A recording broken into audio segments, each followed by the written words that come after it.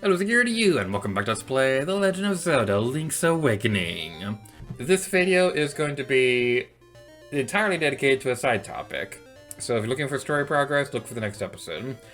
But there is a glitch in Link's Awakening that is very well worth mentioning. So without further ado, let's transition to the magical land of an emulator, because I don't have the original version of this game. I mean, I do, but it's the wrong version. This only works on version 1.0, and my cartridge is 1.3, so it doesn't work. So yay! Yeah, I apologize for using an emulator in this video. Please don't hurt me. The glitch we'll be demonstrating today is known as the screen warp glitch. Now, unlike the doghouse glitch we've been showcased throughout the Let's Play, this one won't technically break your cartridge or anything like that, so as long as you're careful with it, it should be okay to practice on real hardware.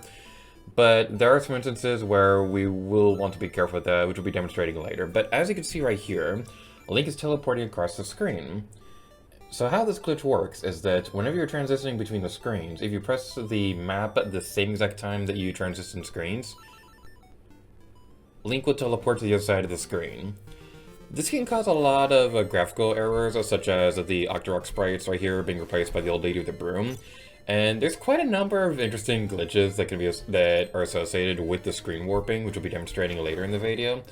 So if you are able to play this on real hardware, I do recommend trying it, but just to be safe, probably better to use this on an emulator instead.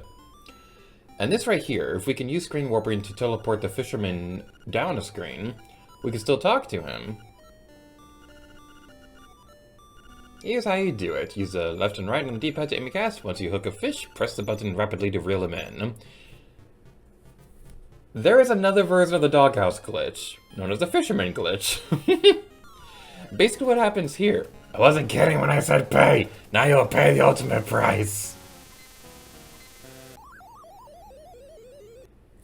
We got zapped by a bird. But yeah, that right there. So because the fisherman is now located in a place not where he's supposed to, the game doesn't entirely know what we're supposed to do. It just knows to send us to the underworld. So, yeah, there's another version of the doghouse glitch. And it's awesome. Like, I love exploring the doghouse glitch just in general, but knowing that there's another variant of it out there was mind-blowing when I was researching this Let's Play. There's a couple other versions of this we'll be seeing a little bit later, but yeah, this is just awesome. Something that I'm trying to figure out with this glitch, that if anybody in the comments can help me figure out, I'd really appreciate that. So, the doghouse glitch was fixed in the Zelda Game & Watch version of this game. If you try using the doghouse glitch in the Game & Watch, it'll teleport you back to Tornable Shores. I don't know if screen warping works in that game, though. If anybody's able to help me figure this out, I'd love to see that. I wanted to see if we can use, if we can open up the treasure chest in here, but the collision of that wasn't working quite well. It is pretty amusing because if you do open up treasure chests in the fisherman world, most of them end up becoming power bracelets for some reason. I don't have an explanation for that, but that is something that I've been noticing as I'm exploring this on my own time.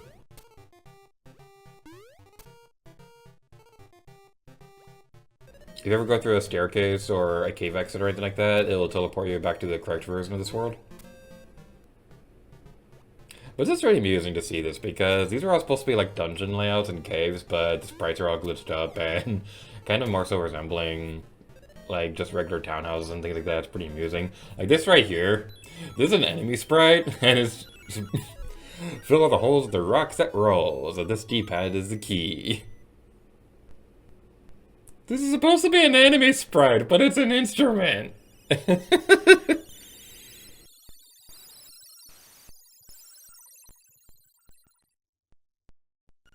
Yahoo! And a broom!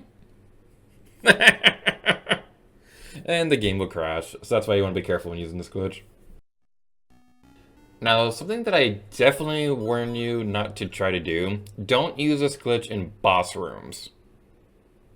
It will crash your game. That being said, There have been a couple instances where I'm experimenting with this and it still worked. I've noticed that if it teleports the portal to the next room, then the boss room still works. So that is something you can definitely try if you're playing this in emulator. But again, for this particular part with trying to break the bosses, I recommend you try not to do that on actual hardware.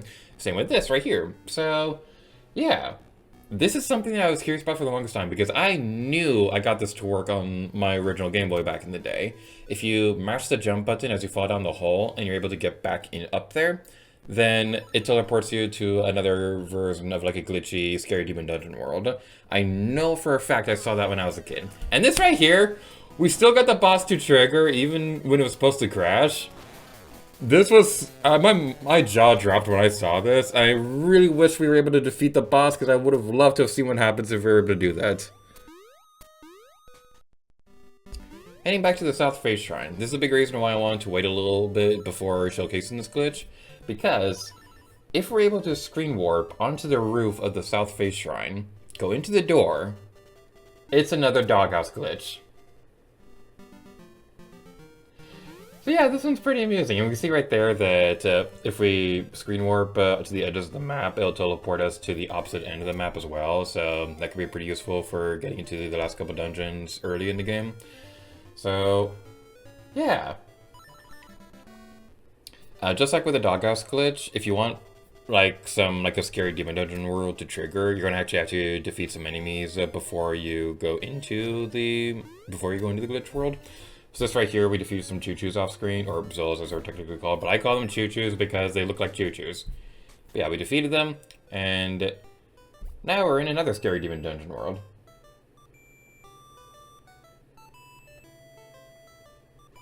It's kind of amusing the music is still playing. I love exploring this glitch. Let's head back over and explore this one more time, because if we're able to double screen warp, we can head over to this island too.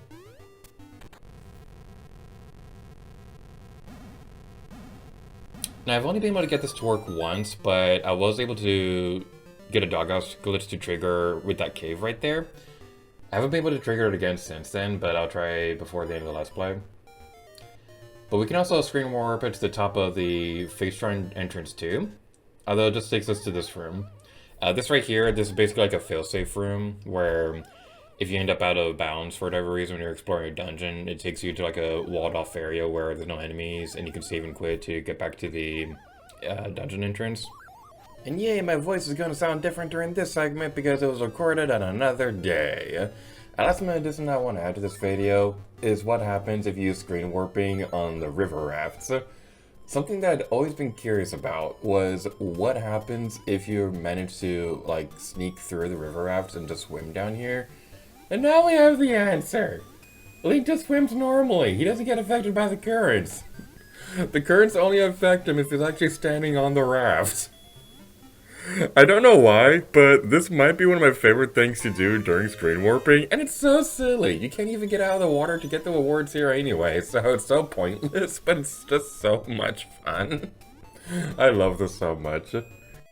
Which begs the question, what happens if the opposite is true? What if we're on the river raft and we screen warp? The river raft itself will still join you on the land. It just has this super slow water physics, so you're going to be walking around very, very slowly. It also seems a little random whether or not you can actually get off the raft itself. I've noticed that at some points you can, like, get off the raft, but it'll follow you for a bit. It's a little bit weird. I think this happens if you take damage, but I'm not entirely sure about this one. But probably the most infamous part of the screen warping glitch happens in Mabe Village. If you're able to screen warp outside the village from this part of the town and go down here, the moblin is replaced by Marin. I just love this so much. Okay, first of all, she looks adorable when she tries to kill us. Does that make me a bad person to say that? Just look at her. She looks so cute. She's like, ah, I'm gonna get you, Link. Ah, I'm gonna get you, Link. Ah, I'm gonna get you, Link. She's just so cute. But, man, like, I knew this was a thing for the longest time, but I was never able to get it to work on my original cartridge.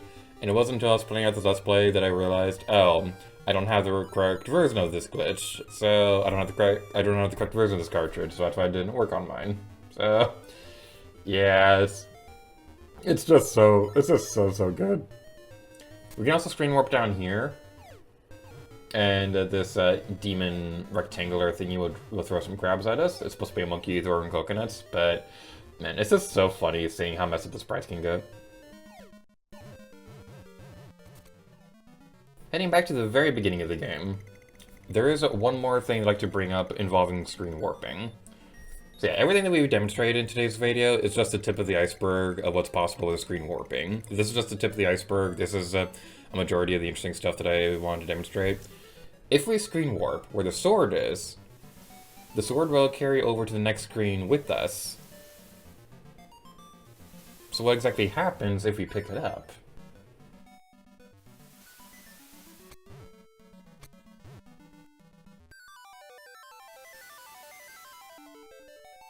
You found your sword! It's yours because it has your name engraved on it.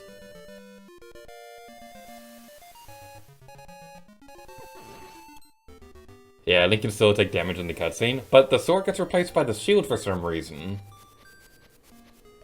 Good, so you are the lad who owns the sword. Now I understand why the monsters are starting to act so violently. A courageous lad has come to wake the windfish. It is said that you cannot leave the island unless you wake the windfish.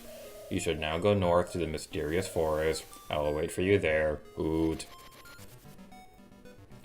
If we pick up this shield, we get a level 0 shield. The shield itself doesn't come out whenever we use it, but we can still use it. It's weird. So, like, we can still use it, but the shielded sprite itself doesn't come out, so it just kind of looks like Link himself is invincible. It doesn't help you or anything like that if you don't press the button, but it just looks so silly. It's like, haha, Link is all super big and buff and muscular. Nothing can hurt me now.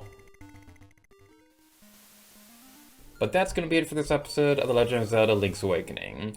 If this is the first Link's Awakening video you're watching from mine, we have a whole Let's Play playlist filled with information just like this. We showcase the Doghouse glitch, we showcase the manga, all this fun stuff involving The Legend of Zelda Link's Awakening.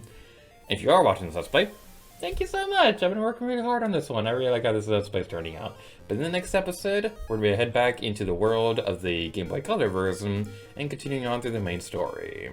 Thank you guys so much for watching this video, and until next time, may the gator to you. Oh yeah.